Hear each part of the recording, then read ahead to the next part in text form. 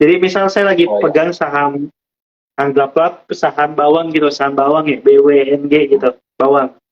Saya trade di sana, misal ternyata hari ini bisa, misal dari trading, menurut analisa saya, bisa untung 3% atau 5%, saya TP, besoknya saya trading lagi di tempat itu lagi.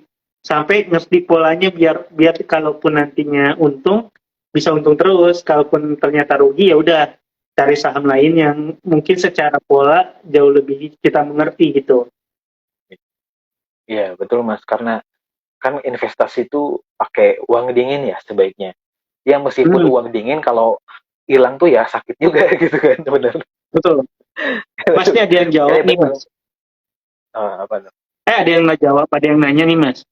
Min, mungkin bisa share bahan materi investasi leher ke atas. Oh nih, saya bisa nih. Oh iya Bentar, boleh. Nih salah satu. Aduh, Mas, lu ngomong dulu, Mas, lu lagi nyari bukunya mana ya? Oke, siap. Ya, mungkin buat teman-teman kalau misalkan mau belajar gitu kan, pasar modal syariah nih, teman-teman boleh cek websitenya pasarmodalsyariah.com. Kemudian pilih ada publikasi. Di situ ada berbagai publikasi sama e-book investasi syariah. Nah, selain itu teman-teman juga bisa nih belajar apa ya? Kalau saya sih baca apa? Money. Psikologi of money. Nah, itu dia. Psikologi of... Nih ada. Itu sumpah saya juga lagi nyari buku itu, Ini, Mas, tapi kok nggak nemu ini ya? Mas, ini gue punya nih. Nah, ini jadi promosi nggak apa-apa ya. sumpah teman-teman, Ini. itu buku Nah, yang ya. ditunjukin itu buku yang mengubah pandangan saya tentang uang banget gitu. Jadi kalau lu pengen belajar tentang keuangan, bisa banget baca buku itu, dan secara baca tuh nggak mumet gitu. Bukunya kan gampang banget dipahamin. Jadi kalau emang mau coba belajar, coba deh baca buku Psychology of Money. Yang bahasa Indonesia aja, yang bahasa Inggris bikin pusing. Ya gue juga beli bahasa. Saya juga nih beli bahasa Indonesia kok. Nah, kemudian ada. Ini udah oke nih Mas, Atomic Habit. Ini saya lagi, ya. Karena saya akhirnya baru sadar investasi itu bukan kita sekali investasi dan kelar. Investasi itu harus terus-menerus. Jadi kan sering banget tuh kalau lagi nampil di mana atau ketemu orang dibilang, gue investasi bisa deh sekarang, tapi duit gue masih terbatas. Kalaupun untungnya nggak seberapa. Kan sering dibilang kayak investasi bisa mulai dari 100.000, iya sih bisa 100.000, tapi 100.000 kalau 10% baru 10.000 gitu kan.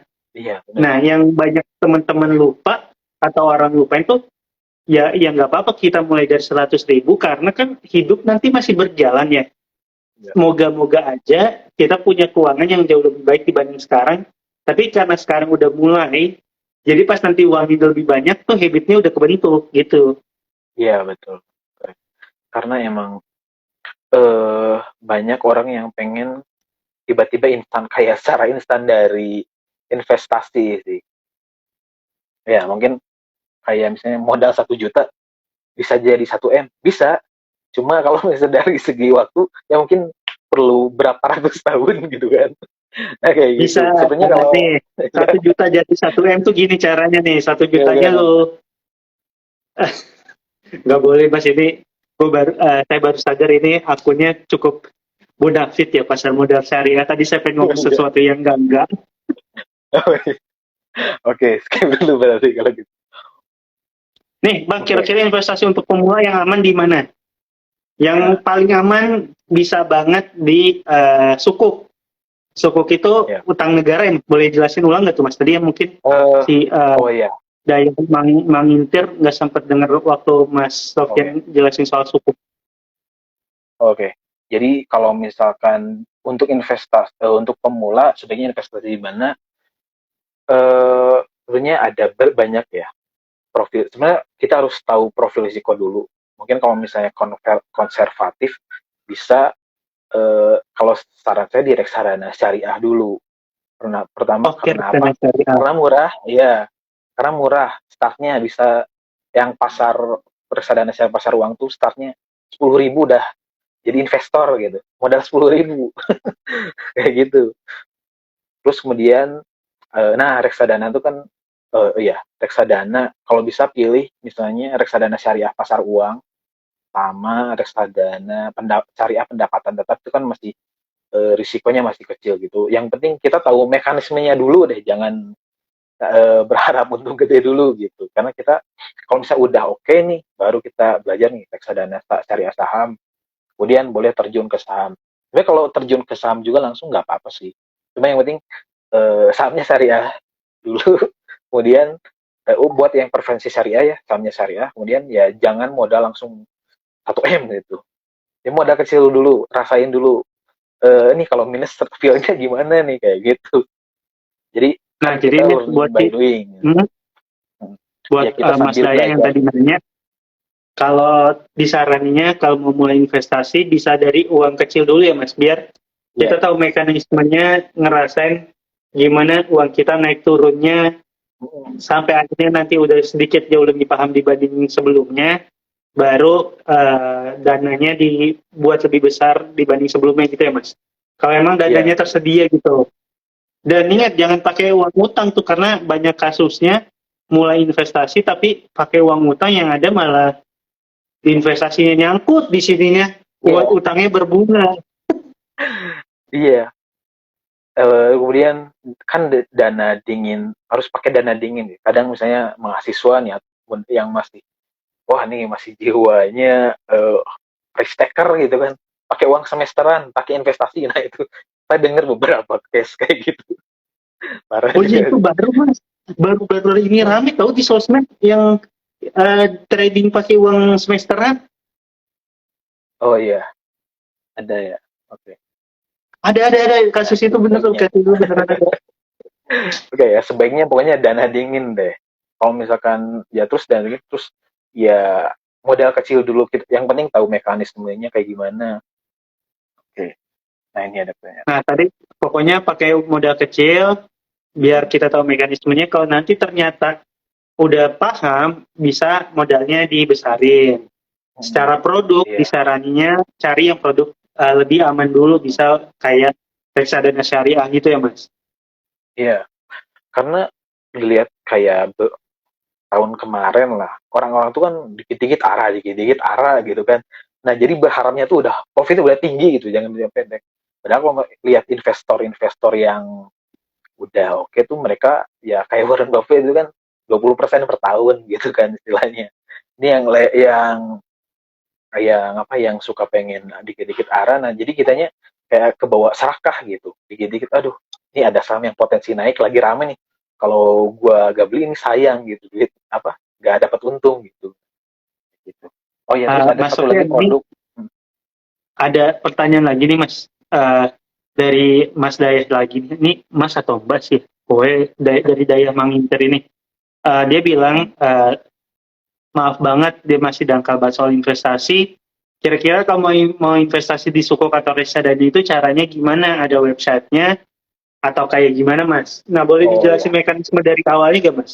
Mungkin Oh ya. teman-teman di sini juga banyak yang belum tahu gimana sih caranya kita beli saham, gimana sih caranya kita beli reksadana, Hmm. gimana sih caranya beli Sukuk gitu Mas. Oke, mungkin kalau misalnya dari reksadana kita bisa investasi di namanya Upper agen penjual efek reksadana. Nah, buat teman-teman bisa cek highlight reksadana syariah ya, atau postingan di pasar modal syariah tuh. Ada di panduan investasi. Karena banyak banget, jadi kita bisa investasi di reksadana tuh bisa melalui bank, bisa melalui langsung ke manajer investasi. Kemudian yang paling mudah tuh Lewat pakai ya aplikasi. fintech gitu ya. Iya, lewat aplikasi ya. Banyak ya, saya nggak bisa sebutin satu-satu. Nah, paling mudah. Terus kemudian kalau lihat saya sekarang misalnya di aplikasi kita perbankan ini udah ada juga tuh reksadana biasanya. Bisa juga boleh di situ. Kemudian ada sukuk nih. Sebenarnya sukuk tuh ada dua, sukuk korporasi sama sukuk negara. Nah, yang sukuk negara itu ada sukuk negara retail. Nah, Mas Yuda mungkin lagi rame nih sekarang ngewar tiket war ST009 tuh.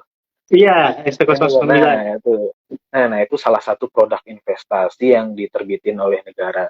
Investasinya aman. Nah, cuman dari segi, nah itu kan ada temponya ya. Jadi sukuk itu beda sama obligasi kan. Kalau obligasi kita utang piutang gitu. Kalau misalkan sukuk negara itu kita istilahnya kita ngebiaya apa ngemodalin Minjemin pemerintah uang kita buat ke negara. tapi kita ngemodalin pemerintah buat ngerjain suatu proyek gitu. Nah bedanya tuh ada underlying asetnya gitu. Misalnya contoh bikin proyek gedung apa gitu atau jalan raya apa, nah itu bedanya di situ, ada underlying asetnya gitu. Nah mungkin kelemahannya nggak bisa ditarik setiap saat gitu kan. Kalau reksadana kan ya kita beli seminggu kemudian jual tuh masih bisa gitu. Kalau sukuk tuh ada periode waktunya, holdingnya gitu, 2 sampai 3 tahun tergantung jenis sukuknya gitu sih. Mas Sofiat, ini Oke. Mas Daya masih nanya lagi. Ini saya boleh nyebutin aplikasi nggak sih? Jadi dia nanya melalui aplikasi apa bang untuk bisa investasi di reksadana. Jadi aplikasi ini ada banyak aplikasi yang bisa buat kita investasi di reksadana. Contoh yang pertama, kalau misal punya rekening, coba buka bank digital dari bank tersebut. Misalkan uh, banknya misal BTPN, kan ada bank digitalnya Genius, itu di sana ada aplikasi reksadana juga.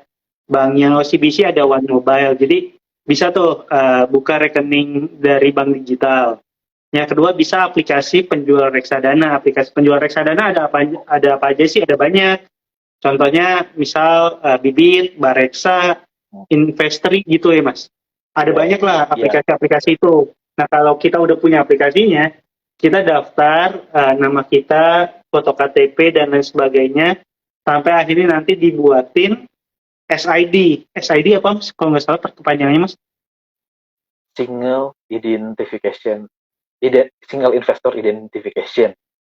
Single Investor Identification.